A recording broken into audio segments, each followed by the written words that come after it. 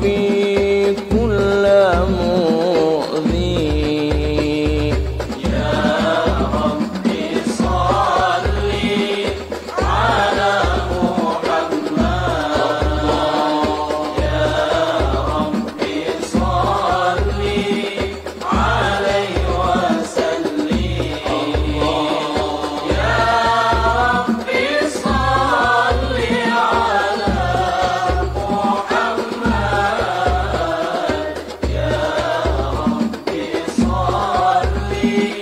على يا ربي واصلح كل مسلم يا ربي واكفي كل مؤذي يا ربي نختم بالمشفع يا ربي صلي عليه وسلم يا ربي صلي على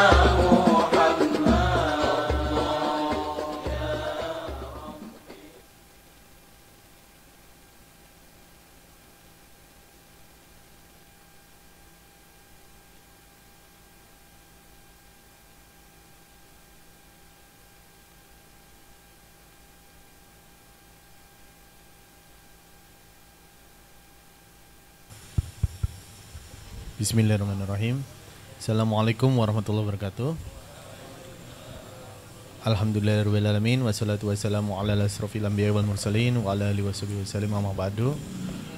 Puji dan puji syukur kehadirat Allah Subhanahu wa taala yang telah mempertemukan kita dalam keadaan sehat walafiat dan serta taufik inayah hidayahnya sehingga kita bisa mengikuti kajian dan tetap diberikan semangat untuk mendalami ilmu-ilmu Allah sehingga bisa mendekatkan diri kepada Allah. Salawat dan salam kepada junjungan kita Nabi besar Muhammad sallallahu alaihi wasallam. Semoga kelak di yaumil akhir kita bisa berada bersama beliau di surga Firdaus insyaallah. Mari kita mulakan kajian pagi hari ini dengan membaca basmalah bersama-sama.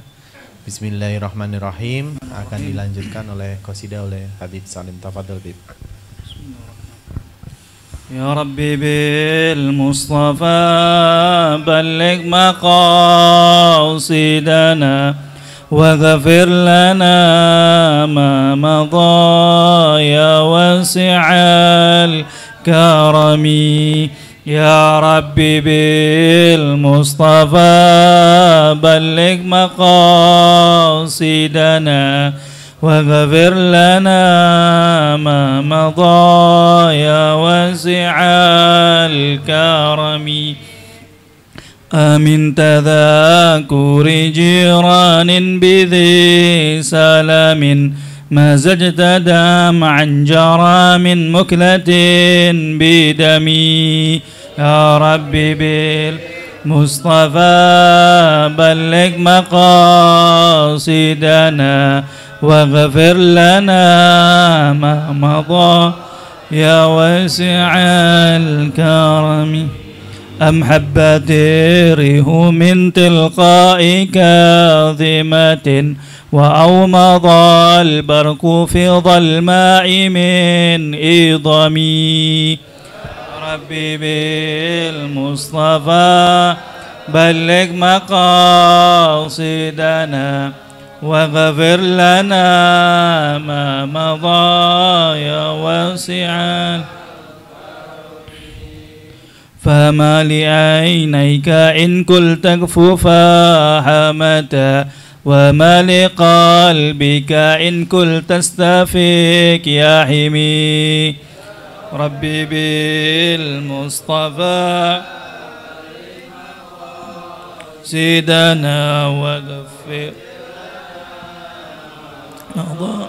يا واسع الكرم أيحسب الصب أن الحب منكتم ما بين منسجم منه ومضطرم ربي بالمصطفى بلغ مقاصدنا واغفر لنا ما مضى يا واسع الكرم لولا الهوى لم ترك دمعا على طلال ولا أركت لذكر الباني والعالم يا ربي بالمصطفى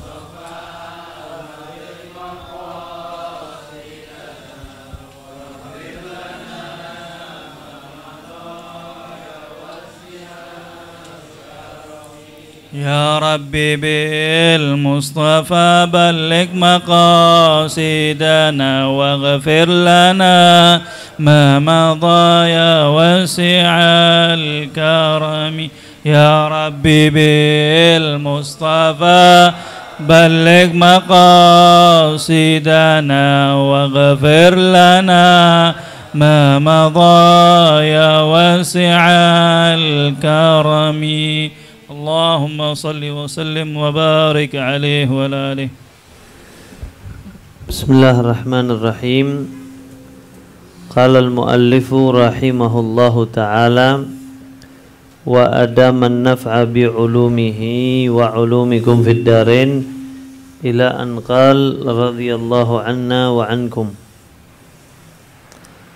wa la tashtaghil ba'da al-'asri illa bimithli ma sabaqa qablahu wa la yanbaghi an takuna awqatuka muhmalatan fatashtaghila fi kulli waqtin bima ittafaqa kaifa ittafaq bal yanbaghi an tuhasiba nafsak wa turattiba wadha'ifaka fi laylika wa naharik wa tu'ayyina li kulli waqtin shughlan la yata'addahu wa la tu'thiru fihi siwah fabihi tadhharu barakatul awqat fa amma man taraka nafsahu muhmalan sudan ihmal al-bahaim la yadri bima yastaqbilu kulla waqtin fatanqadi aktharu awqatihi dha'i'ah wa awqatuka umruka wa umruka ra'su malik wa alayhi tijaratuk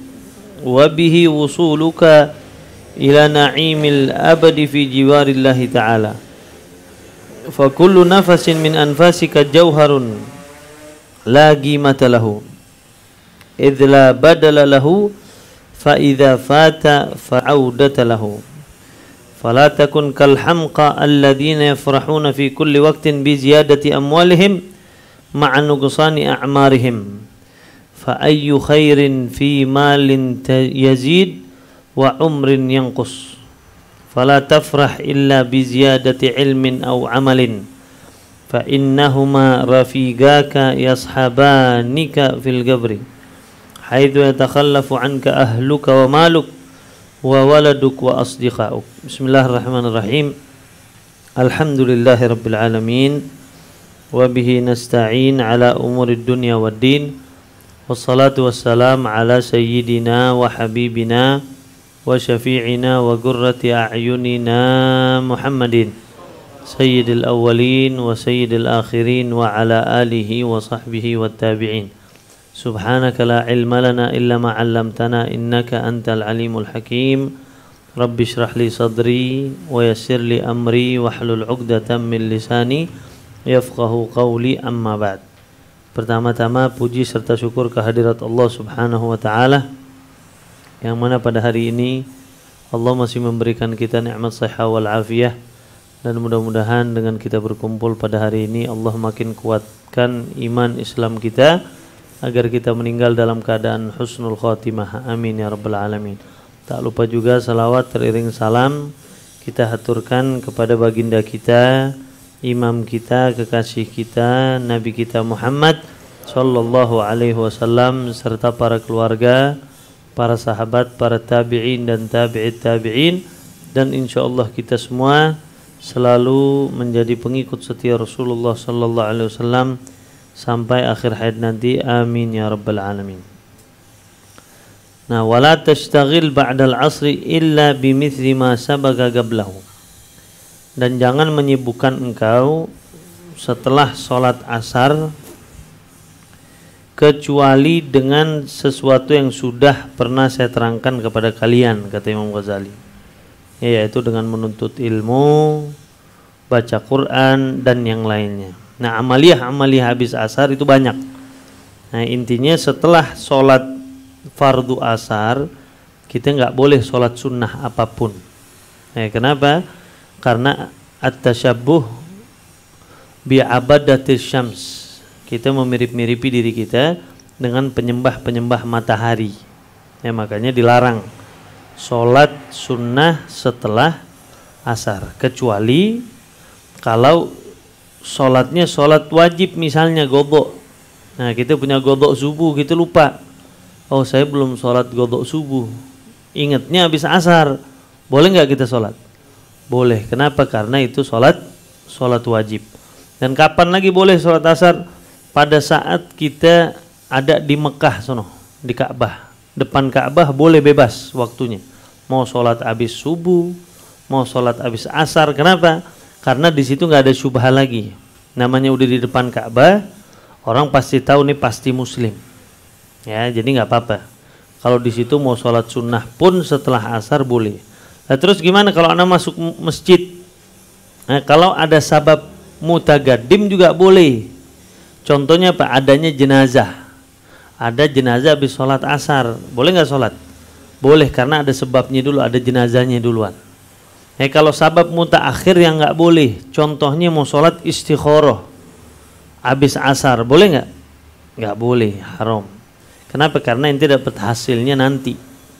Tapi kalau mutagadim awal baru itu diperbolehkan. Contoh lagi apa? Misalnya masuk tahiyatul masjid, ente masuk masjid dulu setelah asar, boleh nggak? Boleh, nggak masalah. Ente sholat sunnah tahiyatul masjid karena sebabnya di awal, itu nggak masalah. Tapi sebagian ulama khusus di sholat tahiyatul masjid mereka gantikan dengan membaca subhanallah walhamdulillah wala ilaha illallah wallahu akbar. Dibaca berapa banyak? 4 kali. Misalnya ente masuk masjid, satu masjid ente masuk, ente nggak ada wudu, ente mau duduk langsung, misalnya ada kajian, ente langsung mau duduk, pas ente lagi nggak ada wudu, ya udah digantikan tahiyatul masjid dengan membaca subhanallah tadi 4 kali ente baca, itu menggantikan sholat tahiyatul masjid. Nah, kalau di musolah kayak begini, ini kan musolah ya. Nah, ada nggak tahiyatul masjid di musolah? Nggak ada. Kecuali di mazhab lain ada yang tetap mengatakan musolah hukmuhu hukmul masjid, hukumnya hukum masjid. Ada penghormatan juga, yaitu sholat 2 rakaat. Tapi al-mu'tamad di mazhab Syafi'i tidak ada sholat tahiyatul masjid. Makanya kalau bahasanya orang Betawi, langgar. Ya, langgar. Artinya langgar apa? Melanggar peraturan yang ada di masjid, makanya dinamakan langgar. Nah, makanya kalau di musola sama masjid bedanya. Kalau masjid ada perempuan lagi haid, boleh nggak masuk? Nggak boleh. Tapi kalau dilanggar, boleh. Hukum yang di masjid dilanggar. Sholat tahiyatul masjid, kalau di masjid sunnah. Kalau di musola ada nggak tahiyatul masjid? Nggak ada. Intinya hukum-hukum yang ada di masjid dilanggar, makanya dinamakan langgar sama orang Betawi. Tapi kalau yang lain ada yang namanya surau. Surau ya? Surau masjid atau surau? Surau itu. Basuro. Surau. Dan yang lainnya. Intinya istilah-istilah itu. Intinya musolah dan masjid beda hukumnya. Nah, makanya sibukin diri kita setelah asar baca surat Al-Waqi'ah. Nanti kalau mau banyak rezekinya baca surat Al-Waqi'ah. Hadis Nabi yang bilang, siapa orang yang membiasakan diri setelah asar dia membaca surat Al-Waqi'ah, maka rezekinya tidak akan terputus. Baca Al-Waqi'ah. Lazimkan tuh setiap habis asar baca Al-Waqi'ah. Pendek, nggak panjang. Nah, terus apalagi usahakan intinya waktu asar itu, kalau di Hadramut sunnahnya ente salaman tuh. Subuh sama asar waktunya cuma 2 waktu salaman. Apalagi ente kalau satu perkumpulan begini. Kenapa? Karena di waktu subuh amal yang dari asar sampai subuh itu malaikat sif-sifan Allah buat, yang mencatat amal ibadah kita. Nah, pas sampai subuh Ganti itu malaikat berikutnya yang menjaga kita sampai waktu asar. Asar juga begitu, ntar ganti malaikat lagi. Nah, usahakan kata ulama pada saat malaikat itu ganti shift, ente dalam keadaan ibadah sama Allah Subhanahu wa taala. Makanya pas asar usahakan salaman tuh. Karena dengan salaman ini kalau ketemu sama ini itu ngampunin dosa. Tapi kalau sekarang Covid salamannya gimana? Begini wallah alam mengampuni dosa kagak. Ala kulli hal inti hadisnya kalau ini ketemu ini selama dia masih pegangan, nah dosa itu dilunturin sama Allah Subhanahu wa taala. Nah, makanya ulama-ulama itu menjadikan adat istiadat. Setiap habis sholat subuh mereka salam-salaman. Ama setiap habis sholat asar. Tujuannya apa?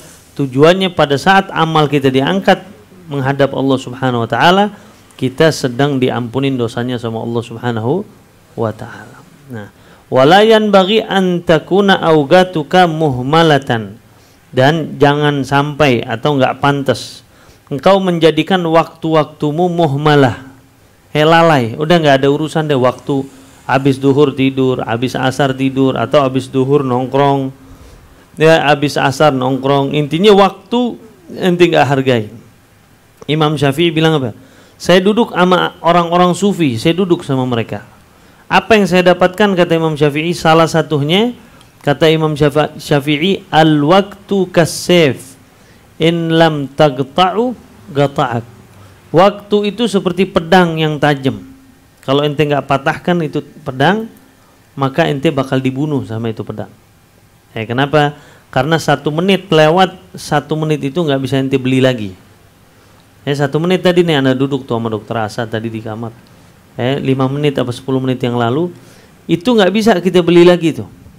Minta balik, kita mau punya dunia sama isinya, bisa nggak balik 5 menit yang tadi? Nggak bisa. Makanya manfaatkan waktumu. Terus fatashtaghila fi kulli waqtin bima ittafaqa kaifa ittafaq. Karena banyak orang menyibukkan waktu-waktunya dia, udah gimana entar dah. Ketemu sama temennya, datang pas lagi nongkrong, ya udah nongkrong. Keluar kopi, ya udah ngopi. Pokoknya apa yang kejadian dia nggak pakai ditertipin, dia punya waktu. Akhirnya ente punya waktu hilang sia-sia. Waliyadbillah.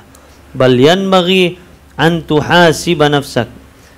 Bahkan sepantasnya ente itu hitung diri ente, umur ente udah berapa tahun. Hitung, wah umur saya udah 50 tahun. Umur saya udah 40 tahun. Umur saya udah 30 tahun. Kira-kira amal ibadah apa yang ana udah pernah kerjakan sama Allah Subhanahu wa taala. Kita kalau ngeliat orang-orang dulu amaliyahnya Masya Allah. Nah kira-kira ibadah apa yang ana udah diserahin? Kira-kira ente pede gak nanti pada saat nyawa ente dicabut sama Allah Subhanahu wa taala, ente punya amal-amal yang banyak atau amal yang sedikit? Kalau ente punya amal yang sedikit, buru-buru ente perjuangkan biar amal-amal ente makin ditingkatkan oleh Allah Subhanahu wa taala. Ente punya sholat misalnya masih bolong-bolong, oh berarti buru-buru. Ingat, setiap waktu yang berlalu ente nggak bisa kembalikan lagi. Dibilang sama ulama apa? Di sebuah syair, ma madhafat wal muawwalu ghaibun walakas sa'atul lati anta fiha. Sesuatu yang udah lewat itu hilang, nggak bisa ente balikin lagi. Setahun yang lalu ana mau balik beb SMA lagi, bisa nggak? Nggak bisa. Ma madhafat, semua yang udah lewat berlalu, udah nggak bisa ente balikin lagi. Walakas sa'atul lati anta fiha. Dan yang akan datang pun masih gaib, ente nggak tahu. Jangan mikirin besok makanya. Oh mikir besok gimana, makan apa, minum gini-gini. Allah bilang udah di firman-Nya itu di hadis qudsi. La tas'alni rizqa ghad kama la as'aluka amalu ghad. Jangan pernah tanya gimana besok, kata Allah Subhanahu wa taala. Oh nanti kira-kira setahun lagi saya gimana nih? Jangan ente tanya, kata Allah. Sebagaimana saya nggak pernah mewajibkan engkau untuk beramal di besok hari, di keesokan hari. Kita sholat subuh besok wajib nggak? Pak Asep, besok sholat subuh wajib nggak? Kalau masih hidup wajib. Kalau udah adzan subuh baru wajib sholat subuhnya. Tapi sekarang wajib nggak sholat subuh besok? Belum wajib. Allah belum wajibin kepada kita. Makanya ente jangan pernah bertanya gimana rezeki besok. Lihat Rasulullah SAW. Kata Rasul, pernah Rasul lagi masuk sholat pas qomat. Pas lagi qomat, Nabi tahu keluar dari masjid. Ini udah qomat, Nabi keluar, aneh. Sahabat pada bertanya-tanya, kenapa Rasulullah nih? Habis itu Nabi masuk lagi langsung sholat. Setelah sholat Nabi bilang, la'allakum ta'ajjabtum min fi'li. Kalian lagi bingung pasti, takjub dengan saya. Dia bilang, kenapa ya Rasulullah? Kok habis qomat ente keluar? Harusnya sholat dimulai. Dibilang, oh anak ada sebagian uang yang lupa anak sedekahkan di jalan Allah Subhanahu Wa Taala di kantong anak. Anak takut itu membuat anak pikiran pada saat anak lagi ibadah sama Allah Subhanahu Wa Taala. Nah, kira-kira kita berapa banyak uang kita, harta kita, baju kita, celana kita, pakaian kita yang belum kita sedekahkan di jalan Allah Subhanahu Wa Taala. Nah, ini kadang yang membuat kita pikiran. Nah, terus wa turattiba wadhaifaka fi lailika wa naharik. Nah, intinya apa kata Imam Ghazali? Ente tertipin kerjaan ente di waktu pagi, di waktu siang, di waktu malam hari, ente rapiin. Oh, anak kalau hari Senin udah habis sholat subuh, anak mau baca ini misalnya. Nanti pas waktu isyraq anak mau sholat 2 rakaat. Setelah itu anak mau ngantar anak sekolah misalnya. Jam 8 anak ke kantor. Nah, pokoknya tertipin tuh waktu ente. Setiap hari seperti itu. Makanya ulama-ulama dulu bisa sukses hidupnya. Imam Ghazali bisa ngarang kitab Ihya Ulumuddin, bisa ngarang Bidayatul Hidayah, bisa ngarang kitab-kitab yang lain. Ulama-ulama Imam Nawawi umurnya 45 tahun, bisa punya kitab Riyadhus Shalihin, bisa punya kitab Minhaj di dalam ilmu fikih. Kitab-kitab yang lainnya banyak, Syarah Muslim berjilid-jilid dia bisa karang tuh. Ditanya, ya Imam, ente kok bisa ngarang begitu banyak? Umur masih muda, 45 tahun meninggal dunia, Imam Nawawi. Dibilang apa? Bitartibi augati. Saya tertipin waktu saya tuh. Waktu saya mau tulis buku dalam sehari misalnya 1 jam, udah itu aja tuh. Pokoknya habis duhur misalnya jam 2 waktunya saya ngaji, ya udah jangan dirubah tuh. Tertipin aja. Hari Jumat waktu saya istirahat misalnya, atau hari Minggu waktu saya jalan-jalan sama keluarga. Udah intinya mereka bisa mendapatkan keberkahan waktu kapan? Pada saat mereka menertibkan waktu-waktu mereka. Nah, terus wa tu'ayyina likulli waqtin syughlan la yata'addahu wa la tu'thiru fihi siwa. Dan ente jadikan satu waktu seperti yang anda terangkan tadi, satu pekerjaan jangan sampai lewat. Ente tertipin tuh. Oh, jam segini, jam 7 pagi saya mau sholat duha 2 rakaat. Udah, bikin alarm di HP. Orang-orang dulu belum ada tuh alarm apa. Mereka udah pokoknya kalau udah bacaan orang-orang dulu tuh ijtihadnya gimana? Jam belum ada. Ijtihadnya gimana? Ijtihadnya begini. Mereka habis sholat subuh, anak kalau udah selesai 2 juz berarti udah masuk waktu isyraq, anak sholat 2 rakaat. Jadi baca dulu 2 juz tuh. 2 juz selesai, jadi patokan dia begitu. 2 juz selesai, baru anak sholat isyraq. Habis itu tidur sedikit. Jadi ditertipin waktunya semua. Wala tu'thiru fihi siwa. Dan jangan ente kalahkan waktu ente dengan hal-hal yang lain yang gak ada artinya. Kecuali dengan amal yang lebih mulia daripada itu. Misalnya, ente udah tertipin tuh jam 7 pagi anak mau sholat duha. Ada orang nelpon, pas ente mau sholat nih jam 7 pagi. Ada orang cuman urusan-urusan gak ada artinya, cuman mau ngobrolin sabian misalnya. Ya, mau ngomongin sabian nih, gimana nih udah jadi bukan agak tuh. Ya, gimana? Ente angkat atau ente tetap sholat duha? Kalau ente kalahkan dengan hal yang gak ada artinya, maka ente punya keberkahan waktu bakal gak dapat dari Allah Subhanahu Wa Taala.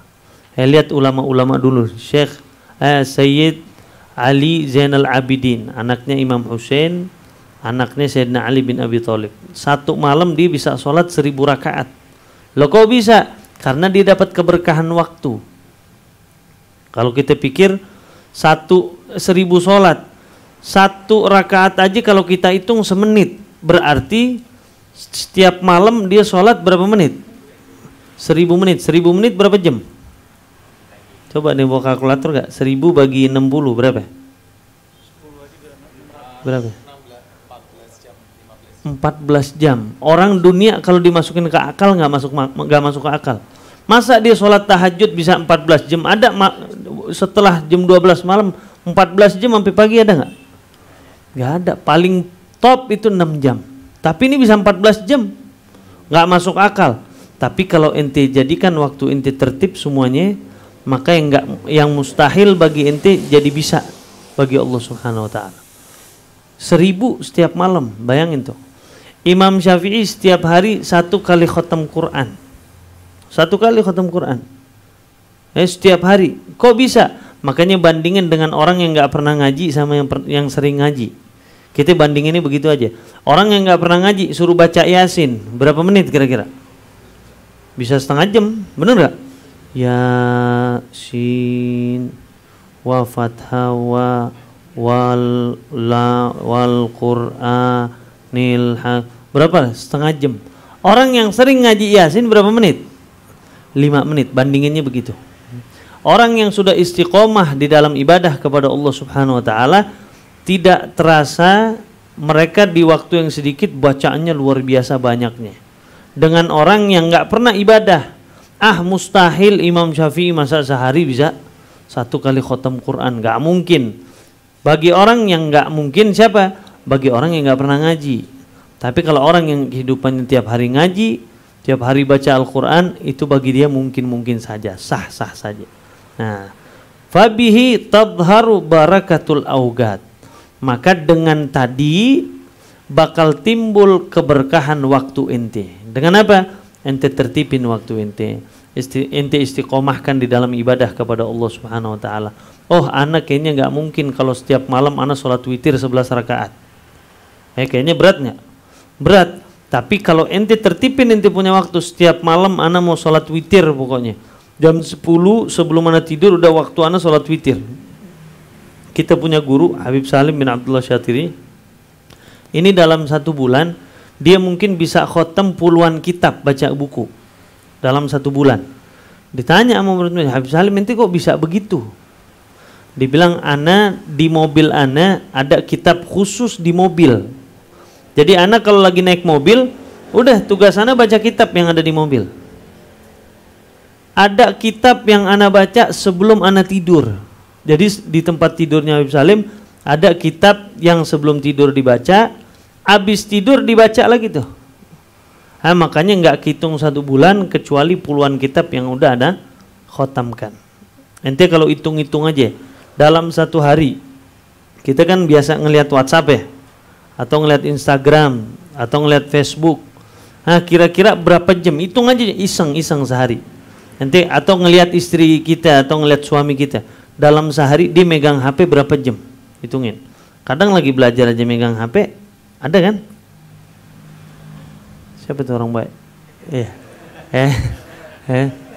Bayangin tuh, hitung aja coba iseng. Suami kita atau istri kita, dia pas lagi megang HP diem-diem aja tuh. Hitung, wah 20 menit. Ntar lihat lagi, hitung. 1 hari nggak berasa, mungkin dia ngelihat HP bisa berjam-jam, betul nggak? Bisa mungkin 6 jam ada, lebih ya. Apalagi gamer, ahli-ahli game tuh. Lagi di masjid nih. Ada nggak yang di masjid begitu? Nah, jadi hati-hati. Ingat, waktu kita, umur kita.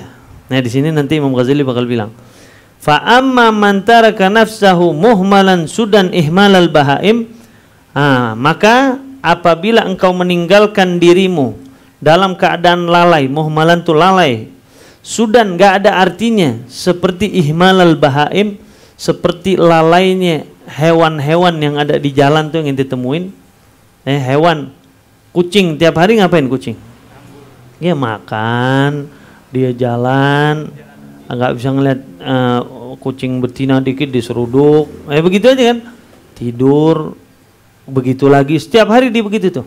Pokoknya kapan dapat makanan nggak ada waktu yang pasti dia.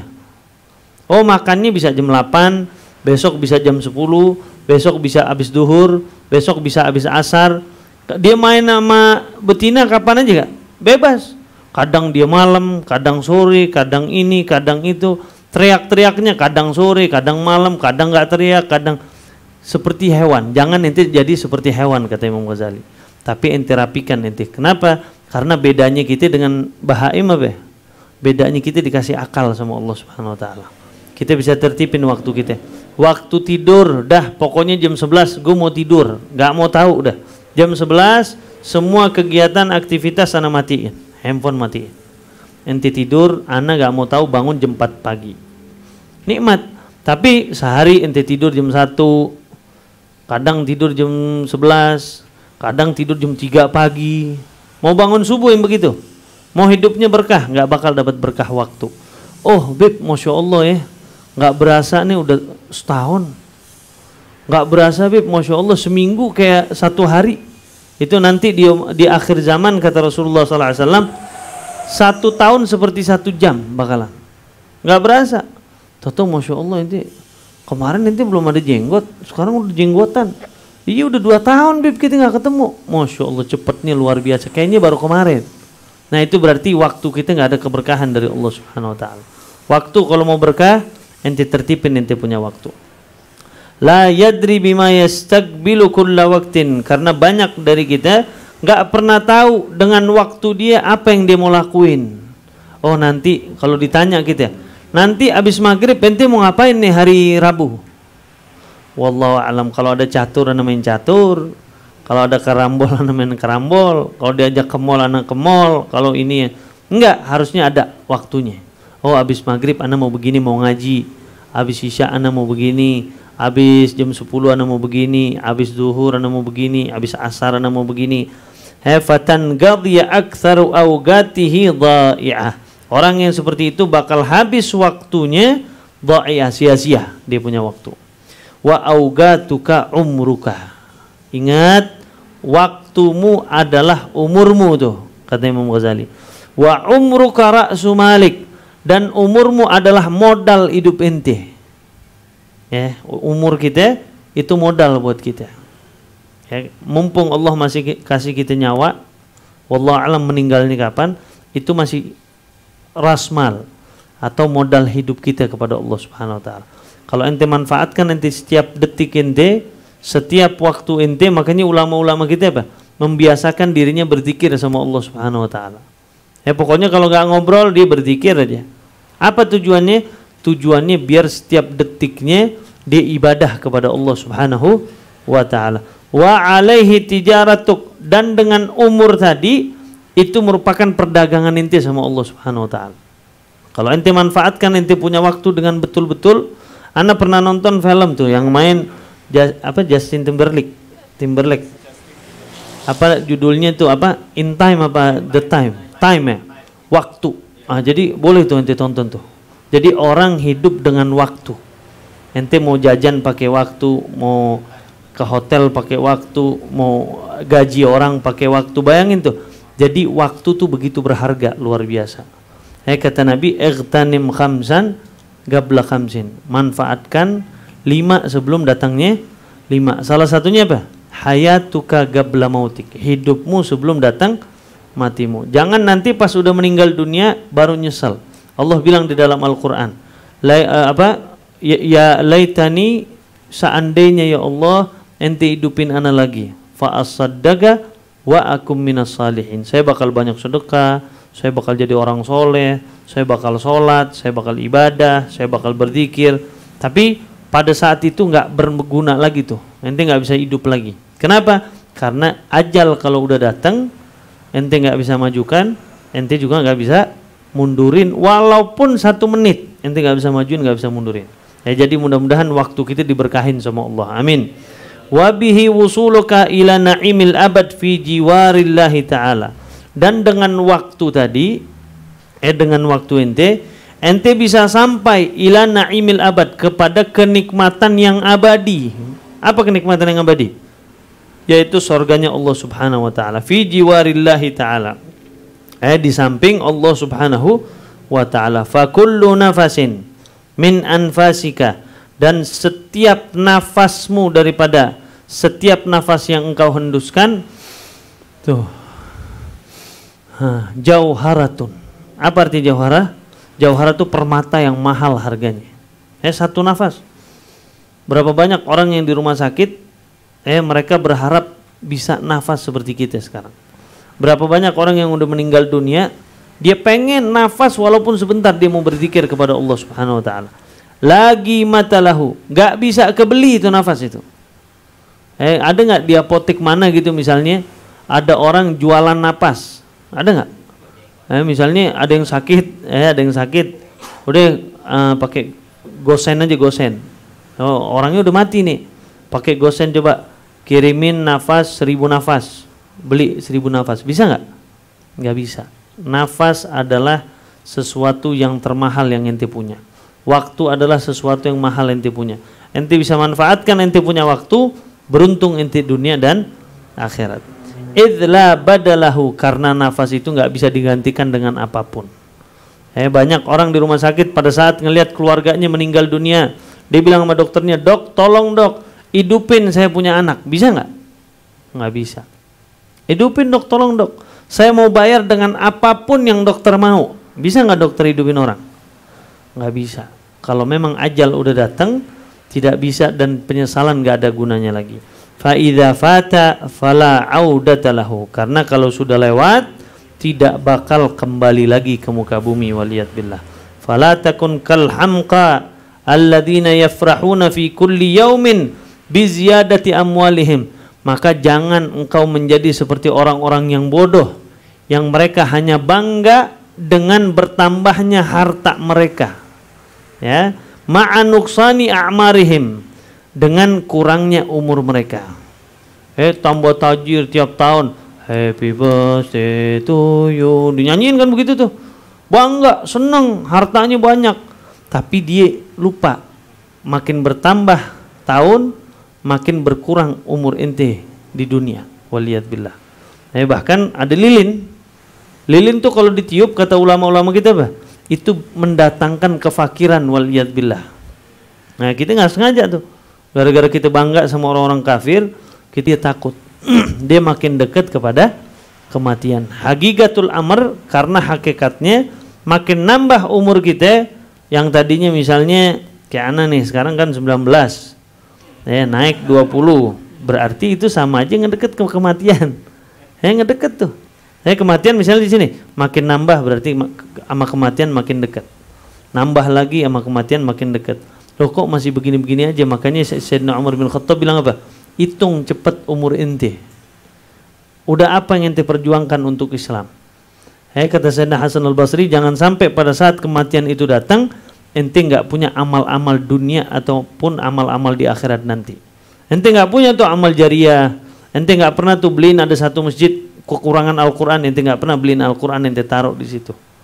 Ente nggak pernah beliin paku di masjid tuh buat gantung apa? Kipas di masjid itu, nggak pernah. Setelah ente meninggal dunia yang harusnya pahala tetap mengalir ke diri ente, akhirnya waliyad billah ente nggak punya pahala di sisi Allah Subhanahu wa taala. Fa ayyu khairin, maka kebaikan seperti apa kata Imam Ghazali? Fi malin yazid wa umrin yanqus, hartanya bertambah tapi umurnya berkurang, waliyad billah. Makanya jangan selalu pikirkan harta, uang, tapi kita lupa sama akhirat. Makanya ulama-ulama kita bilang apa? Jangan sering duduk sama orang dunia. Boleh ente misalnya waktu bisnis, silahkan ente duduk sama orang dunia, tapi jangan keseringan. Kenapa? Karena kalau ente keseringan duduk sama orang dunia, ente bakal tulul amal. Ente angan-angan ente nggak bakal nyampe-nyampe tuh. Pengen begini, pengen begini. Pengen bangun rumah di sini, pengen begini, pengen begitu. Beli mobil, udah punya mobil, alhamdulillah. Punya expander, duduk sama orang punya Pajero. Tiap hari nih Pajero. Platnya B1 DKE lagi. Waduh. Duduk tiap hari sama orang-orang begini. Akhirnya apa? Kita yang punya Pajero bersyukur nggak sama Allah? Expander. Wah, gue ganti deh. Padahal baru beli sebulan. Akhirnya pengen apa? Gue Pajero aja deh. Udah punya Pajero, duduk sama orang yang punya Alphard misalnya, bakal bersyukur nggak sama Allah? Nggak bakal. Makanya Nabi bilang apa? Ijlis ila manduna. Ente pandai-pandai duduk atau cari waktu duduk sama orang yang di bawah ente. Duduk sama orang yang naik motor, motornya udah berantakan tuh. udah bunyi semua. Ente bawa expander, duduk sama orang yang punya motor begitu tuh. Lah gimana kabar lu? Aduh, gue baru ganti knalpot padahal tuh tetep aja bunyi tuh, gue nggak tahu apa lagi tuh. Akhirnya ente bersyukur nggak? Alhamdulillah. Waduh, panas banget, badannya hitam. Ente bersyukur nggak akhirnya sama Allah? Bersyukur sama Allah. Alhamdulillah, ana punya mobil ada AC-nya. Ente lihat rumah ente, kipasnya tuh yang ana pernah cerita, nggak goyang lagi tuh begitu. Nggak ke sini, ente tidur di sini nih, berhenti tuh. Nggak bersyukur akhirnya sama Allah kan? Ente datang sekali-sekali aja kata Nabi. Ente iseng jalan sama orang miskin. Lihat tuh lagi di mana duduk, ente duduk aja ngobrol sama dia. Gimana tadi malam tidurnya? Waduh, saya tidur tuh nyamuk semua, kipas kagak ada apa. Bangun pagi yang bangunin kita matahari. Ente bersyukur. Pada saat ente bangun di pagi hari, bukan matahari yang bangunin kita. Ya, masih ada kipas, masih ada ditutup, masih ada AC, ada lampu. Nggak ada yang ganggu kita, nggak ada suara mobil, nggak ada knalpot, nggak ada apa. Akhirnya timbul rasa syukur di dalam diri kita kepada Allah Subhanahu wa ta'ala. Makanya istri-istri nih, nasihat buat istri-istri. Hati-hati, walaupun jarang ke mall lo pada sekarang, jangan suka ngelihat medsos. Ini ngelihat Instagram, pengen beli ini, beli ini, beli ini. Ngelihat yang ditontonin artis tiap hari. Wah, ini Masya Allah, dia punya apa ini namanya nih? Yang buat bulu mata. Wah, bulu matanya bisa kebalik begitu-begitu tuh. Ada. Sampai suaminya kadang nyentilin tuh keluar-keluar. Oh, Masya Allah, pengen beli ini, pengen beli ini. Akhirnya nggak bersyukur sama Allah Subhanahu Wa Taala. Nabi selalu bilang tuh, Nabi ngedidik keluarganya. Siti Fatimah yang tangannya udah kapalan semua. Sayyidina Ali bilang, ya Fatimah, ente jalan tuh ke abah ente Rasulullah. Bilang, mungkin ada orang yang bisa bantu ente kalau bikin makanan di rumah. Kesian tangan ente udah pada kapalan. Datang Siti Fatimah kepada Rasulullah SAW. Ya Rasulullah, coba ada pembantu nggak yang bisa bantu di rumah? Kata Nabi, ngedidik anaknya Fatimah. Ya Fatimah, udah ente begitu aja ente sorga. Anak kasih lebih daripada itu. Apa ya Rasulullah? Ente sebelum tidur baca subhanallah 33 kali. Nah, kita kalau dengar begitu tuh lebih tenang daripada kita melihat sesuatu yang bukan punya kita. Karena orang nggak bakal bersyukur pada saat menginginkan sesuatu yang bukan punya kita. Ulama kita selalu bilang apa? Milyon fi jebak khairun min alaf malayin fi jebin nas. 1 juta di kantong kita itu lebih afdol daripada ratusan juta tapi di kantong orang. Ngerti itu omongannya? 1 juta ente punya itu lebih afdol daripada 100 juta tapi di mana? Di kantong orang. Waduh, Masya Allah nih orang rumahnya bagus banget, apa punya duit 100 juta. Ente bisa rasain nggak 100 juta tuh? Tapi 1 juta yang ente punya, ente bisa makan, ente bisa minum pakai itu duit, ente bisa jalan-jalan pakai itu duit, ente bisa nyenengin anak istri ente pakai itu duit. Tapi pada saat ente bersyukur kepada Allah Subhanahu wa ta'ala, makanya umur yang bertambah ente jangan bangga. Kata Nabi Muhammad SAW di dalam hadis yang sahih apa? Khairun nas man tala umruhu wa hasuna amaluh. Sebaik-baiknya manusia yang panjang umurnya dan amalnya juga bagus, baik amalnya sama Allah Subhanahu wa taala. Wa syarrun nas, dan seburuk-buruknya manusia man tala umruh, panjang umurnya, wa sayyi'a amaluh, dan amalnya buruk, wal iyad billah. Udah umur 70 tahun tetap maksiat sama Allah.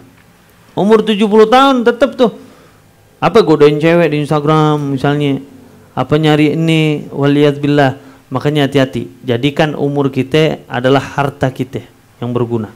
Kalau kita benar-benar jaga kita punya umur, kita punya waktu, insya Allah kehidupan kita bakal diberkahin sama Allah Subhanahu wa ta'ala. Fala tafrah illa biziyadati ilmin au amalin. Maka jangan bangga engkau, kata Imam Ghazali, kecuali kalau yang bertambah itu ilmu di dalam diri kita. Yang tadinya kita gak ngerti rukun sholat, alhamdulillah sekarang ngerti rukun sholat. Yang tadinya nggak tahu zakat, sekarang jadi tahu zakat. Bangga ente. Imam Ali kan bilang, an-nasu min jihati tamthili akfa'u, abuhum Adam wal ummu Hawwa'u, fa in yakun fi aslihim syarafun yufakhiruna biha, fatinu wal ma'u. Seandainya ada orang yang mau bangga-banggaan di dunia karena hartanya, karena kepunyaan dia, karena tanahnya, karena rumahnya, Imam Ali buru-buru, kata Imam Ali, ente ingetin itu orang, asalmu sedikit air yang hina dan daripada tanah yang diinjak-injak sama orang, dan ente bakal balik lagi ke itu tanah. Padahal ente punya harta yang banyak misalnya, maka tidak ada yang bisa ente banggakan nanti di yaumul qiyamah kecuali ilmu agama ente sama Allah Subhanahu wa taala. Kalau ente punya ilmu agama yang baik, ente bisa banggain tuh nanti di hadapan Allah.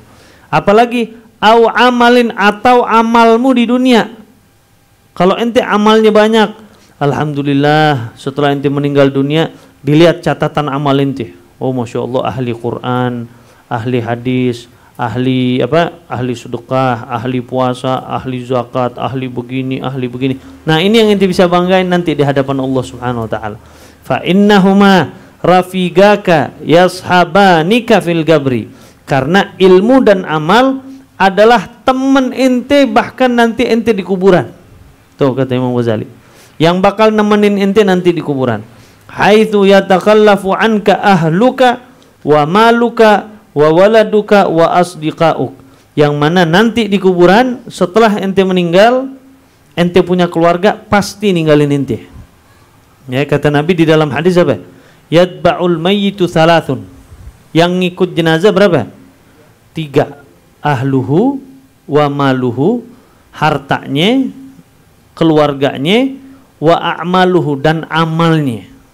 Pada saat dia sampai di kuburan, maka yang ngikut cuman berapa? Yang ngikut cuman 1, amal ente nanti di kuburan. Keluarga sama harta ngikut nggak? Nggak ada. Walaupun ente tulis wasiat, tolong kaos kaki saya yang saya beli di Turki tolong masukin juga ke kuburan, bisa nggak? Itu nggak bisa, dikeluarin tuh. Kenapa? Udah menjadi orang lain, udah punya harta orang lain udah tuh. Pasti bakal pindah. Semua yang ente punya nggak bakal ente bawa ke kuburan. Ahluka, keluarga ente bakal ninggalin ente. Wa maluka, hartamu sebesar apapun harta ente bakal ninggalin ente. Wa waladuka, anak kesayangan ente bakal ninggalin ente. Nggak ada satu anak ayahnya meninggal dunia ditungguin di kuburan sampai bertahun-tahun, ada nggak? Nggak ada. Paling top ya 3 hari dah misalnya dia kalau mau nginep. Itu misalnya kalau dia mau nginep. Tapi yang sering kita lihat, kalau kita nguburin orang tua kita atau sahabat kita, paling lama berapa lama? 2 jam, 3 jam, ente tinggalin tuh. Ditinggalin kita mau semuanya. Wa asdiqauk, dan teman baik ente pun soulmate ente setiap hari jalan bareng. Waduh, ini nggak bisa nih. Pokoknya dia karena dia udah meninggal, waduh gua gak mau ninggalin di kuburan nanti tiap hari. Bisa? Gak mungkin, pasti ente bakal tinggalkan dia. Maka semua yang kita punya pasti bakal kita tinggalkan. Makanya Nabi bilang di dalam satu hadis apa? Ahbib ma syi'ta fa innaka mufariquh. Silahkan cintain siapapun, silahkan ente sukai apapun di dunia, karena yang perlu ente tahu, ente pasti bakal meninggalkan mereka. Ente cinta sama harta silahkan kata Nabi, tapi ingat harta pasti ente tinggalkan. Ente cinta sama istri ente silahkan, istri ente pasti ente tinggalkan. Ente cinta sama anak ente silahkan, pasti ente tinggalkan. Ente cinta sama sahabat ente pasti ente tinggalkan, kecuali amal ente nanti di sisi Allah Subhanahu wa taala. Tsumma idza sfarratis syamsu wallahu a'lam bissawab. Berhenti di situ, dan mudah-mudahan apa yang waktu yang udah kita lalui dalam keadaan lalai Allah gantikan dengan waktu-waktu yang ada, agar tertutupi waktu-waktu yang kita isi dengan kelalaian, agar diisi dengan ibadah kepada Allah Subhanahu wa taala yang dapat berguna nanti di kuburan, bahkan nanti di yaumul qiyamah. Amin ya rabbal alamin. Fadhal. Ya, alhamdulillahirabbil alamin. Jazakumullah khair katsir buat Habib Ahmad. Menarik sekali tentang waktu, membiasakan tertib waktu. Tadi mengisi kekosongan dengan membiasakan berzikir dan lain sebagainya. Mudah-mudahan bisa menjadi hikmah buat kita untuk bisa memanfaatkan waktu dengan baik. Amin. Sembari menunggu pertanyaan, mungkin ini ada sedikit ini Beb, cerita atau gimana ya. Karena memang yang saya tahu di mereka yang ingin menghancurkan Islam, mereka sekarang pakai Ghazul Fikri, perang pemikiran gitu. Karena Islam sendiri itu memiliki jihad. Jadi kalau mereka melawan Islam secara fisik, orang Islam itu rela dan menyukai mengorbankan nyawanya di jalan Allah karena imbalan yang besar. Dan mereka tahu untuk menghancurkan Islam maka harus dari dalam. Pertama diadu domba, dibikin perpecahan antar Islam. Yang kedua, buat generasi muda dirusak pakai games, Beb. Jadi Ane pernah diskusi yang itu ketemu sohib Pak Premi waktu itu ya. Dia bilang dia punya sohib di Amerika ikut grup band gitu. Band yang di sana tuh Illuminati, mereka tuh belajar tentang ritme buat bikin orang tuh jadi kayak agitatif atau reaktif gitu, mudah marah dan lain sebagainya. Jadi musiknya pun dirubah gitu. Jadi contohnya na gitu. Nah itu katanya vibrasi di otaknya bikin orang tuh jadi kayak nggak bisa ngontrol dirinya. Yang kedua games. Game ini dibikin komunitas, Beb. Jadi kalau main game sendiri kurang asik. Jadi dibikin ini perang sama ini, terus dapat level, dapat jenjang. Akhirnya mereka nggak sadar waktunya itu kepake banyak banget. Ada yang sampai malah dari malam sampai pagi lupa belum mandi, langsung kerja, gitu. Ada yang sampai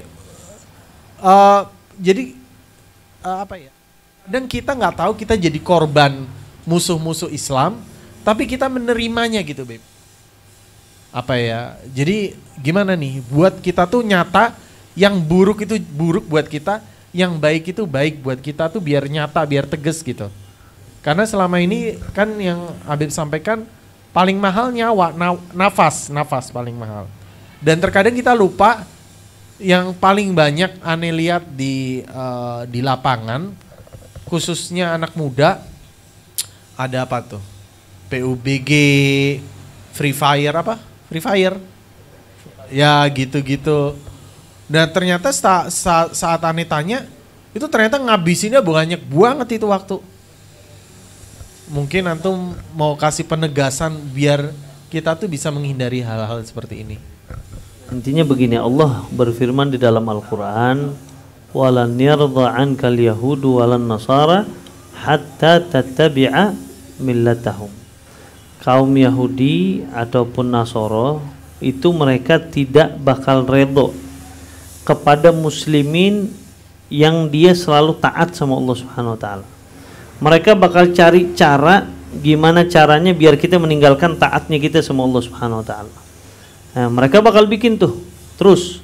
Karena setiap zaman namanya ada nabi, pasti ada Fir'aunnya masing-masing. Nah, di zaman kita juga banyak ulama-ulama kita yang hebat, tapi juga pasti ada musuh-musuh Islam. Nah, musuh-musuh Islam mereka selalu berusaha menghancurkan Islam itu sendiri. Contohnya apa? Contohnya tadi dibikin isu-isu muslim sama muslim biar dia ribut, diadu domba satu dengan yang lain. Dan yang kedua apa? Yang kedua seperti game-game yang mereka buat. Mereka sengaja membuat muslimin lalai agar apa? Agar mereka tidak memikirkan perkembangan Islam lagi. Mereka melupakan Islam, generasi muda dihancurkan.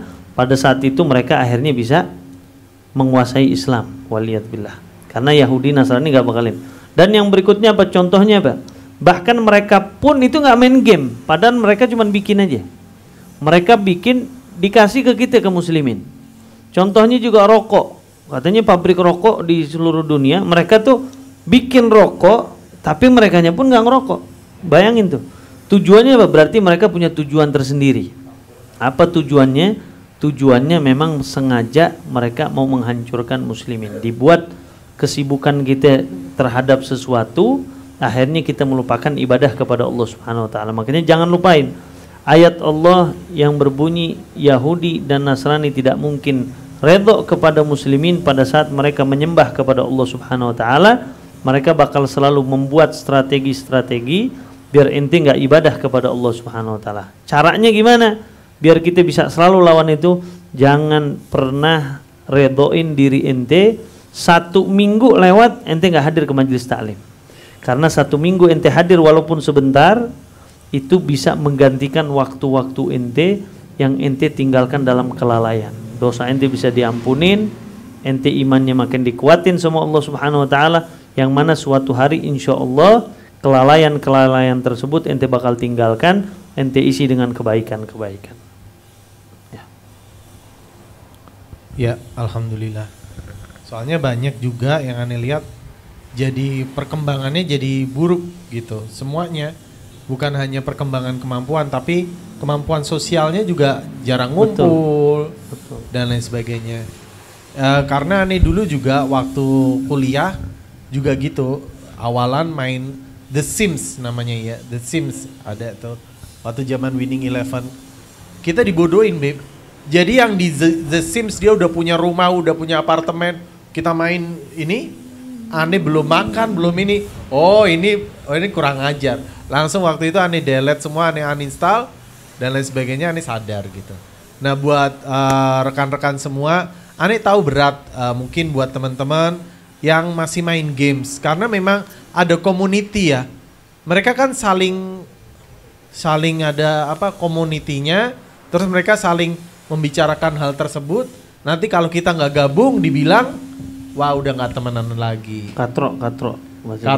Tapi bahasanya kayak nggak temenan. Padahal menurut kita tidak berteman dengan orang buruk itu adalah kebaikan yang Allah kasih. Betul. Itu gimana tuh caranya biar kita tuh dibilang nanti nggak berteman sama mereka gitu. Nah intinya begini, kisah Nabi waliullah Sayyidina Luqman di dalam Al-Quran kan dikisahkan, Anda sering bawa ceritanya. Intinya kalau ente sudah menjalankan sesuatu di dalam kebaikan dan itu memang sesuai dengan apa yang dibawa oleh Rasulullah SAW, jangan pernah pedulikan orang lain. Karena kalau ente masih memperdulikan orang lain, ente bakal mati dalam keadaan suntuk, waliyadzubillah. Setiap hari ente orang ngomong begini, akhirnya berubah lagi. Ente lagi benar-benar sholat duha, ada orang bilang, ini dari kapan taubat nih orang ini? Jadi Pak Haji, kapan jadi Pak Haji loh? Nah misalnya begitu. Gak pernah pakai kopiah, atau pakai kopiah, diejek lagi. Akhirnya serba salah. Waliullah Luqman tuh yang sampai dibikin ayatnya, suratnya di dalam Al-Quranul Karim, yang kita kenal ceritanya, dia bawa keledai, dia jalan sama anaknya yang bawa. Satu kampung bilang apa? Wah ini ayah dolim betul. Masa anaknya yang bawa, ayahnya enak-enakan di atas. Katanya ya udah nak, engkau naik biar abah yang bawa. Abahnya yang dorong. Kampung berikutnya bicara lagi. Nih anak kurang ajar betul sama ayahnya. Masa ayahnya di bawah, dia enak-enakan duduk di atas. Akhirnya dirubah lagi. Ya udah dua-duanya naik. Pas dua-duanya naik tetap aja diomongin. Ini dolim betul, satu keledai ini berdua. Kurang ajar nih orang-orang. Akhirnya dibilang, oh ya udah deh, dua-duanya turun. Bayangin tuh, dibawa aja keledainya tuh, gak dinaikin, gak ditunggangin. Lewat lagi tetap diomongin. Ini orang bodoh banget. Udah punya kendaraan, bukannya dinaikin malah gak dinaikin. Masa didorong doang, bodoh. Nah intinya apa? Intinya selagi ente di jalan yang benar, jangan pernah pedulikan orang lain. Makanya di dalam Al-Quran, bisikan-bisikan setan tuh ada dua. Ada setan memang dari iblis asalnya, ada juga dari manusia yang membuat ibadah kita akhirnya turun, waliyadzubillah. Ya, alhamdulillah ada pertanyaan, Beb. Assalamualaikum, mau tanya Beb, mohon pencerahan hukum berpuasa wajib untuk hamil dan menyusui.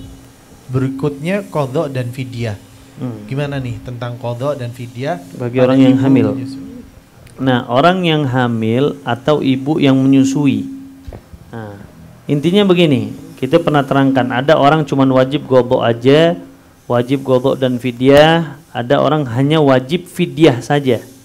Nah, untuk ibu yang menyusui atau ibu yang hamil, selagi dia takut puasanya itu takut terhadap dirinya sendiri, dia takut dirinya takut lemes. Misalnya takut lemes dirinya, maka dia hanya wajib untuk mengqadha saja, sama seperti orang sakit biasa. Tapi kalau dia takutnya karena si bayi, berarti dia takutnya karena orang lain.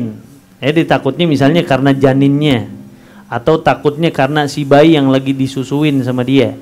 Oh takutnya dia akhirnya minumnya gak enak, minumnya kurang, vitaminnya bakal kurang apa dan yang lainnya.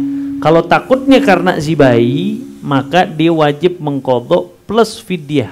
Kenapa? Karena dia membatalkan puasanya karena apa? Karena dia takutnya karena si bayi. Sama seperti orang nolongin orang lagi tenggelam.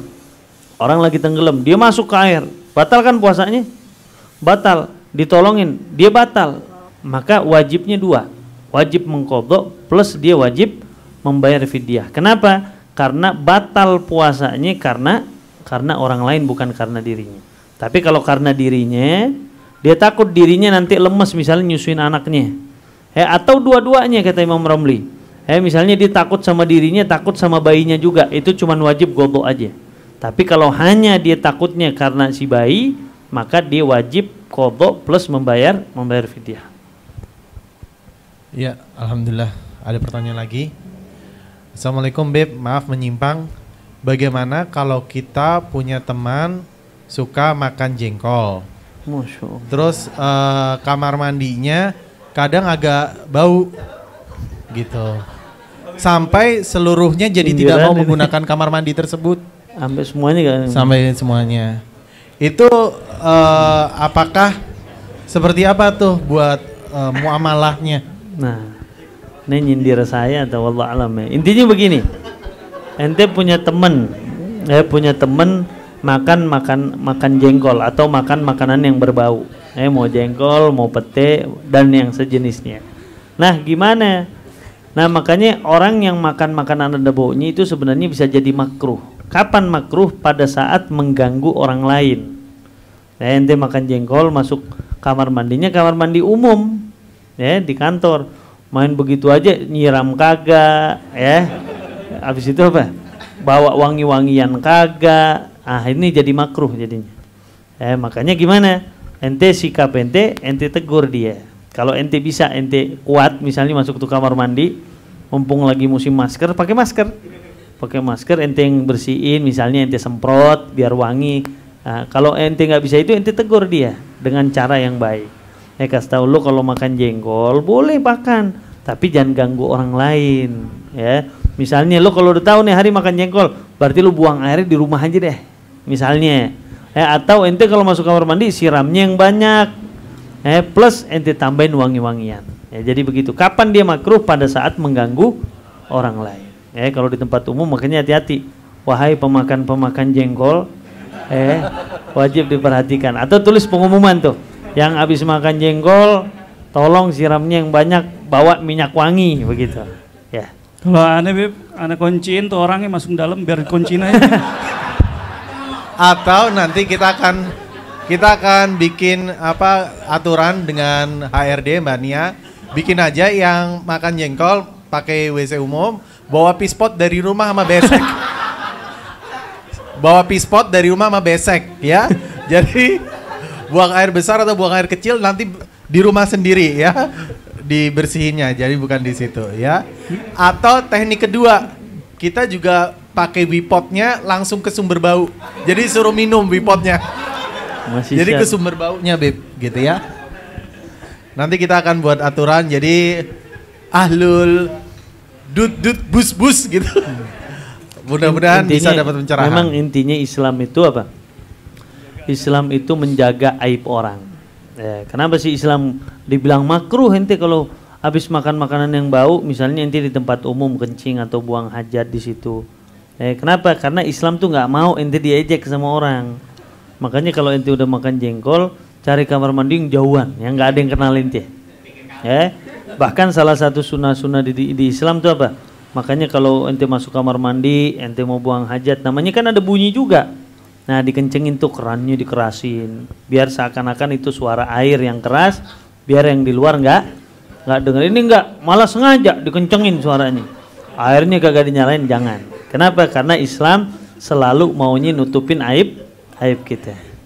Wah ini yang makan jengkol yang mana ini? Gak usah disebut nama ya. Tapi ada ahlul jengkol. Nggak, ciri-cirinya udah kelihatan soalnya. Iya. Ciri-cirinya ini suka dus bus gitu ya. Baik, ini yang sekamar berdua juga saling tuduh menuduh nih, Mas Alif sama Mas Liga. Tafadhol Beb Salim.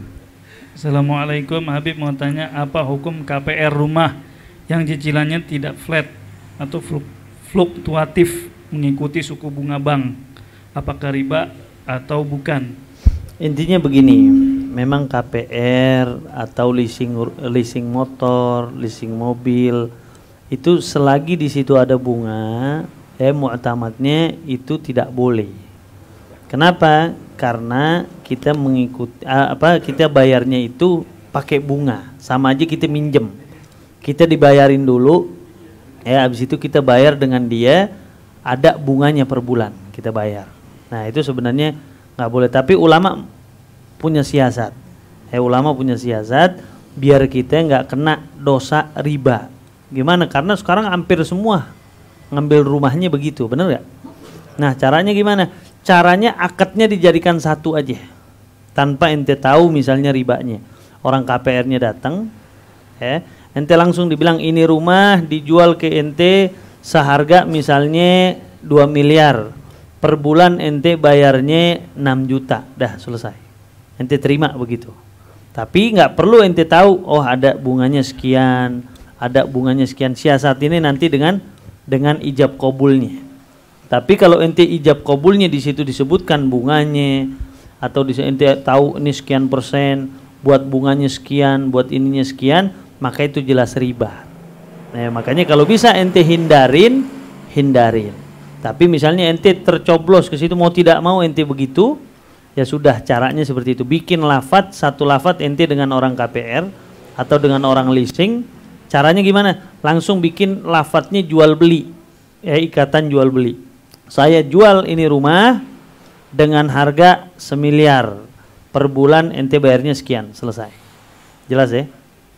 Jelas. Kalau enggak minjem duit sama DKE aja. Ya. Riba. Atau lebih amannya begitu. Misalnya minjem duit sama orang, misalnya nih rumah dijual 1 miliar. Nanti pinjam duit 1 miliar, ente cicil nanti sama orang itu.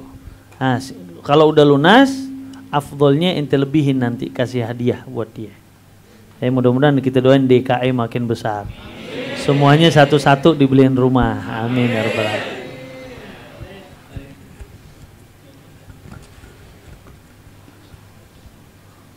Dikit-dikit dulu Beb nih, anak kasih pertanyaan. Assalamualaikum Habib, afwan pertanyaannya berbeda. Mau bertanya apa yang dimaksud dengan apa nih? Takhalli apa ya? Takhalli dan tajalli. Jazakallah khair Habib. Nanti baca yang lain dulu. Habib, afwan pertanyaannya berbeda. Mau bertanya apa yang dimaksud dengan tahalli dan tajalli.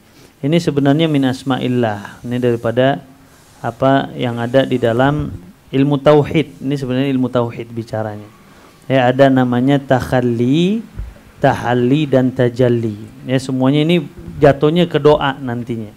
Ini sifat-sifat Allah Subhanahu wa taala. Ada takhalli itu menjadikan Allah Subhanahu wa taala sebagai sahabat inti.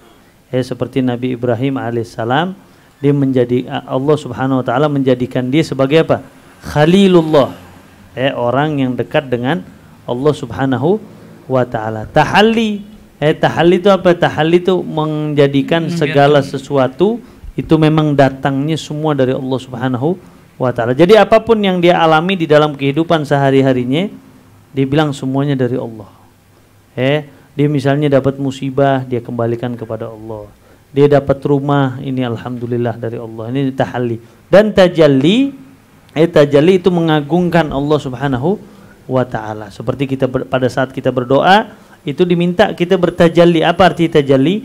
Tajalli itu kita mengagungkan Allah. Kita puji Allah dulu, Allah yang maha besar, Allah yang maha segala-galanya, Allah pemberi rezeki, Allah yang maha memberikan kesehatan, Allah yang maha menguasai, Allah yang maha menggerakkan dan yang lainnya. Baru kita minta doa kepada Allah Subhanahu wa taala. Wallahu a'lam. Fadhal. Assalamualaikum, permisi ingin bertanya terkait Sayyidina Ali. Sunni, Syiah dan lain-lain itu apa ya Beb? Jujur saya melihat di YouTube tentang Syiah itu serem atau keji sekali Beb. Mohon dibantu penjelasannya Beb. Nah intinya begini. Pertama Sayyidina Ali bin Abi Thalib. Sayyidina Ali bin Abi Thalib merupakan imam dan dia merupakan sahabat Nabi Muhammad SAW. Anak muda yang pertama masuk Islam itu Sayyidina Ali bin Abi Thalib. Jadi dan dia juga merupakan keluarga Nabi Muhammad SAW, dan dia merupakan mantunya Nabi. Dia menikah dengan Siti Fatimah Zahra radhiyallahu anha warḍah. Intinya apa sih perselisihan antara Sunni dan Syiah terhadap Sayyidina Ali bin Abi Thalib? Intinya begini, yang perlu kita tanam di dalam diri kita, Sayyidina Ali merupakan sahabat Nabi yang mulia. Kita tanam nih, dan dia merupakan keluarga Rasulullah SAW yang wajib kita cinta sama dia. Wajib kita cinta sama Sayyidina Ali bin Abi Thalib. Kenapa? Imam Syafi'i pun mengatakan, fabari'tu min unasin idza nadhkur aliyan wa fatimah wa sibtaihi radiyah yuqalu ya qaum tajawazu an hadha fa hadha hadithur rafidiyah. Fabari'tu min unasin yarawna ar-rafdha hubbul fatimiyah. Pada saat saya sedang menyebut Imam Ali, saya menyebut Siti Fatimah, Sayyidina Hasan dan Sayyidina Husain, orang-orang pada takut di zaman saya, kata Imam Syafi'i. Kenapa? Mereka takut dikecam, wah ini Syiah berarti. Padahal cinta mereka adalah agama. Cinta kepada mereka adalah syariat yang diajarkan oleh Nabi Muhammad SAW. Kenapa? Karena mereka keluarga Nabi Muhammad. Wajib kita cinta. Jangan sampai kita tertipu. Pada saat kita menyebut Ahlul Bait, Sayyidina Ali, Fatimah dan Sayyidina Hasan dan Husain, akhirnya aku takut dikecam Syiah. Akhirnya para Sunni takut nyebut Ahlul Bait. Enggak, ingat mereka adalah a'immah kita, pemimpin kita, sahabat Nabi Muhammad SAW. Tapi apa yang membuat Syiah dan Sunni akhirnya berselisih di dalam Imam Ali bin Abi Thalib? Salah satunya adalah kekhalifaan. Kekhalifaan. Yang mana memang ada fitnah, ada orang Yahudi yang menjelma sebagai Muslim, dia masuk di sejarah disebutkan namanya Abdullah bin Sabah. Dia menuhankan Sayyidina Ali bin Abi Thalib. Pada saat meninggal Rasulullah SAW, sahabat-sahabat Nabi mengangkat khalifah setelahnya siapa? Sayyidina Abu Bakar As-Siddiq radhiyallahu anhu warḍah. Diangkat Sayyidina Abu Bakar, dia mulai bergejolak nih, bikin fitnah di mana-mana. Seharusnya orang yang pantas khalifah adalah Sayyidina Ali. Kenapa jadi Sayyidina Abu Bakar? Kenapa jadi begini? Dibahas sampai Imam Haddad pernah ditanya, kenapa kok ente diem? Ya Imam Haddad, kok harusnya kan yang pantas Sayyidina Ali. Sayyidina Ali kan keluarga Nabi, orang terdekat Nabi. Harusnya dia jadi khalifah setelah Rasulullah SAW. Maka Imam Haddad cuman balik nanya, kira-kira kalau memang yang pantas Sayyidina Ali, di zaman Sayyidina Ali pun, setelah meninggal Nabi Muhammad SAW, kira-kira sikapnya Sayyidina Ali gimana? Setuju nggak dengan adanya Sayyidina Abu Bakar sebagai khalifah? Nah, setuju. Nah, dengan setujunya Sayyidina Ali, maka itu menunjukkan bahwa khalifah yang sah itu adalah Sayyidina Abu Bakar As-Siddiq. Selesai. Tapi orang-orang Syiah tidak. Mereka tetap memaksakan diri, menganggap hukum itu atau khalifah itu cuman hukum zahir. Sayyidina Ali berarti cinta sama dunia, berarti dia demen sama kekhalifahan, seakan-akan seperti itu.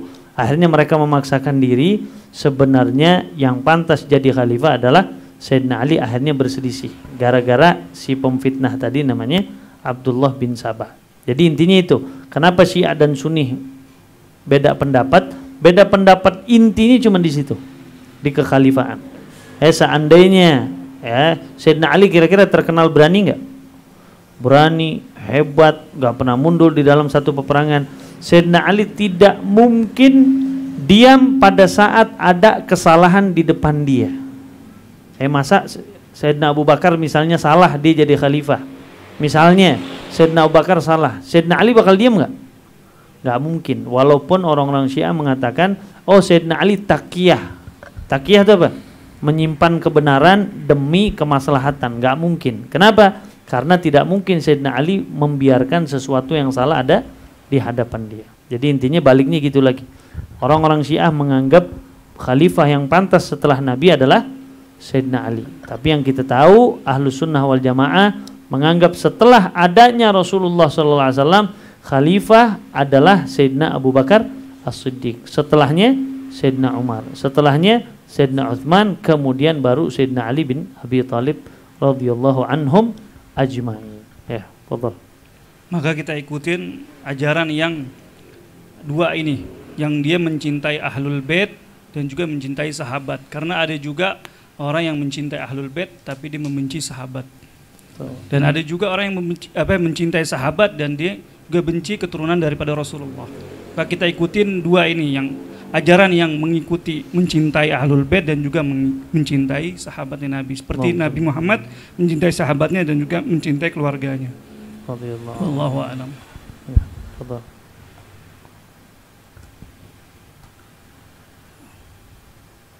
Nah, ada pertanyaan live streaming. Assalamualaikum Habib Ahmad, gimana cara kita mengajak keluarga kita dan orang terdekat untuk memanfaatkan waktu dengan baik tanpa mengubah waktu atau kebiasaan yang biasa mereka yang sudah dilakukan? Nah, intinya gini, kebiasaan seseorang itu kita lihat, selagi kebiasaannya itu baik, maka ngerubahnya gimana? Ente cuman ngerubahnya misalnya dengan kebiasaan-kebiasaan itu ente rubah secara bertahap, jangan buru-buru. Dulu kita punya guru Habib Abu Bakar Masyhur, sebelum kita pulang dia bilang apa? Jangan engkau menjadi musuh di dalam rumahmu sendiri. Gara-gara misalnya ente baru belajar agama, ente udah pinter, wah tertib waktu duha, sholat duha, pas pulang ke rumah habis istri yang biasa kebiasaannya waktu duha dimasak misalnya, nggak boleh, pokoknya jam 8 sholat duha semuanya. Awas lu, kalau lu nggak sholat duha, jangan sampai ilmumu menjadi musuh di dalam rumah tangga kita sendiri. Berarti gimana? Biarkan kebiasaan-kebiasaan mereka. Selagi itu positif silahkan biarkan. Tapi tambah kebiasaan-kebiasaan di dalam agama. Setelah dia masak atau sebelum dia masak, kasih waktu lagi. Coba kasih waktu 5 menit. Intinya apa? Intinya istiqomah. Jangan terlalu banyak memberikan satu amaliyah di dalam ibadah. Kenapa? Karena Nabi kasih contoh buat kita. Nabi kalau sholat malam tuh mathna.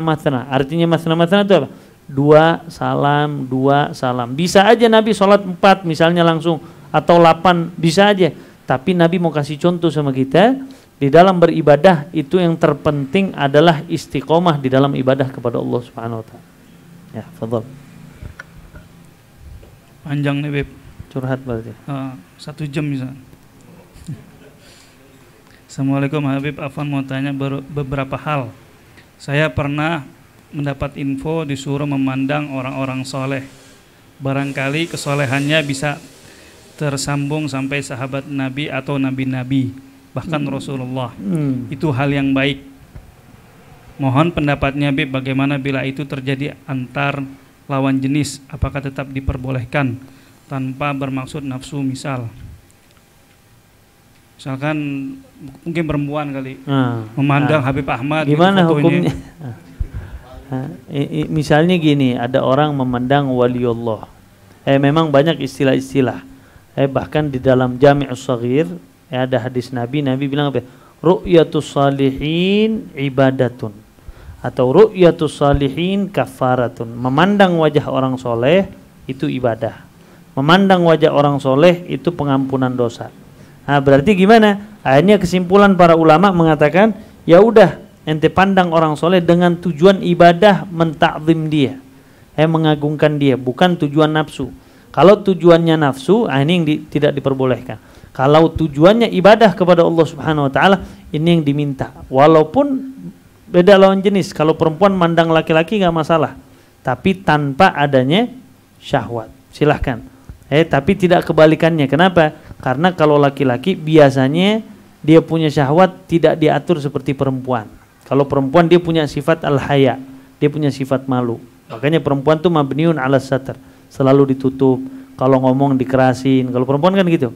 Kita dengarnya akhirnya jelek pasti ini, padahal cakep banget. Dia sengaja tuh ngomong, mau ngapain lo? Akhirnya jadi gak ada reaksi sama dia.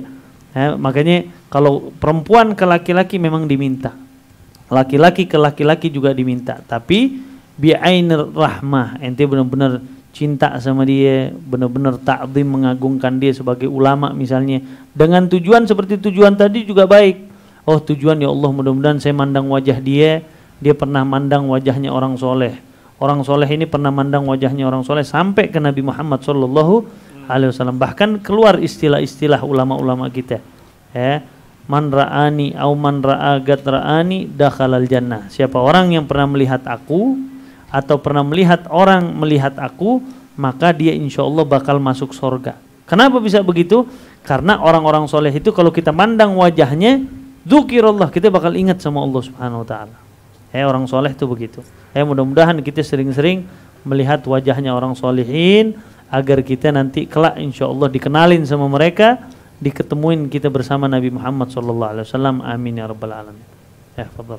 Pertanyaan kedua, bila dalam sholat tiba-tiba bersin, sedangkan kebiasaan kita mengucap doa bersin, bagaimana tanggapannya, Beb? Nah, misalnya pas lagi sholat, acim, alhamdulillah, kita karena kebiasaan itu nggak membatalkan, kecuali kalau jawabannya yarhamukallah. Kenapa? Karena di situ ada kaf mukhatabah. Kaf itu seperti kita ngomong sama orang kalau dalam bahasa Arab. Nggak boleh kita jawab. Lagi ente sebelahnya yarhamkallah. Semoga Allah merahmatimu. Nah, mu di sini nggak boleh kita ngobrol ke selain Allah Subhanahu wa taala. Karena di situ ada kaf mukhatabah, itu membatalkan. Tapi kalau ente ahli fikih, misalnya ente jawabnya yarhamhullah. Ente pakai semoga Allah merahmatinya. Berarti nggak ngobrol kan? Seakan-akan nggak ngobrol. Nah, ini nggak membatalkan, hanya makruh. Begitu juga pada saat ente ngucap alhamdulillah, itu hukumnya hanya makruh, tidak membatalkan sholat. Lebih baik makanya jangan ngucap. Tapi kalau keceplosan pun tidak membatalkan ente punya sholat. Ya, betul. Yang membatalkan kalau ngomong buset, nah tuh, nah, itu baru batal.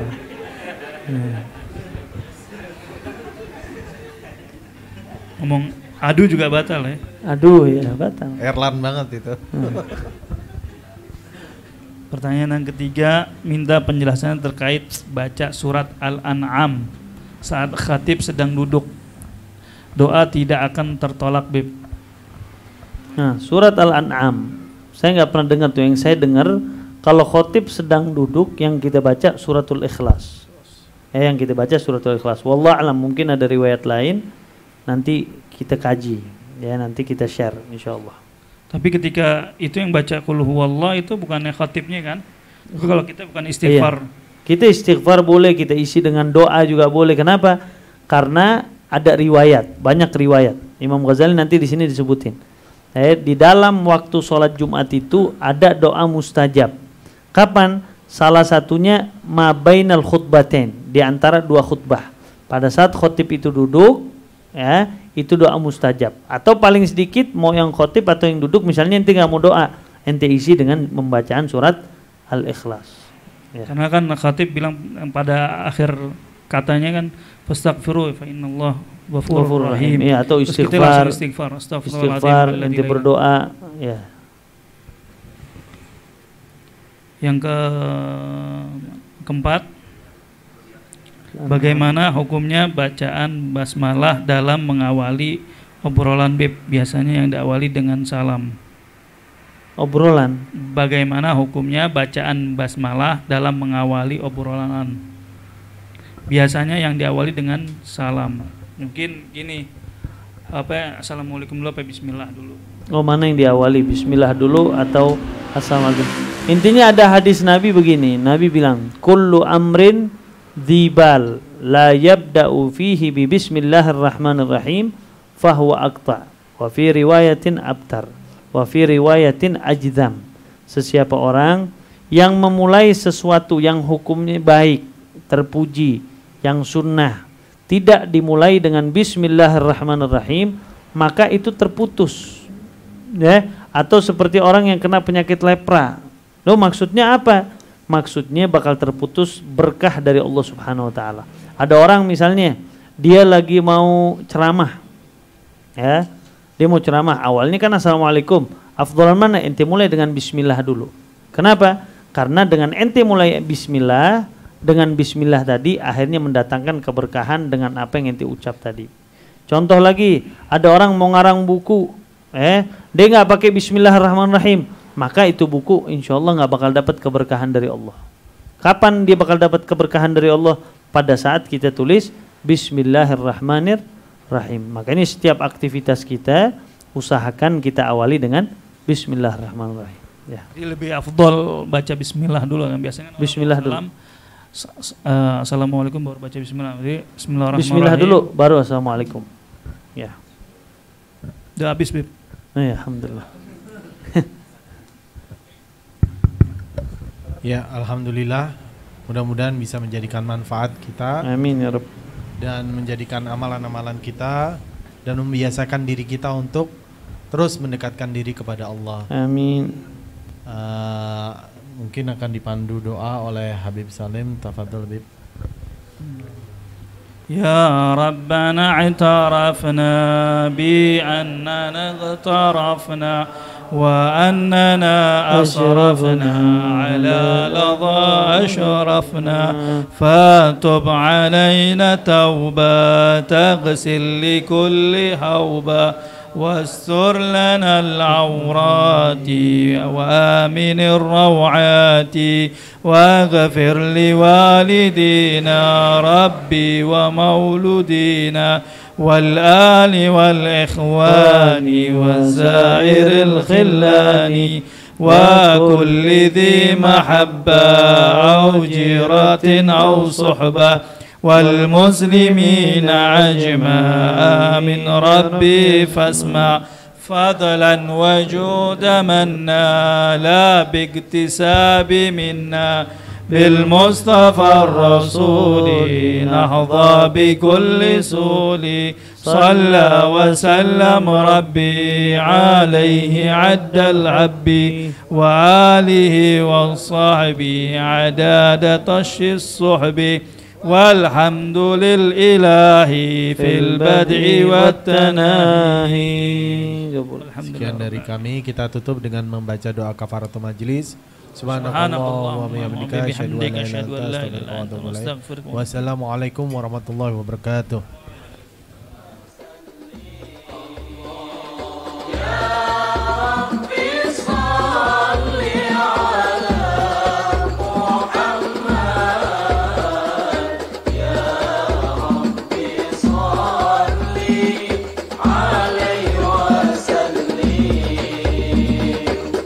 يا رسول